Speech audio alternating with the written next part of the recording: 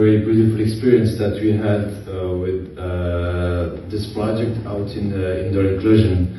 It was, we can say, a first time for us in Italy, and it was a very, we can say, a beautiful experience and worthful, we can say, because we've learned some new experiences, and we had also learned some new tools, also about the sport of rowing. That in Belgium we can say it's a very some rare people that they know about the sport. When I saw the sport rowing for the first time, I was thinking like, oh, does it even exist? Like seriously.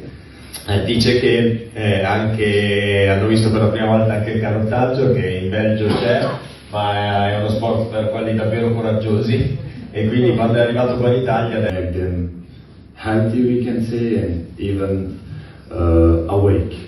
That's it for me. Thank you.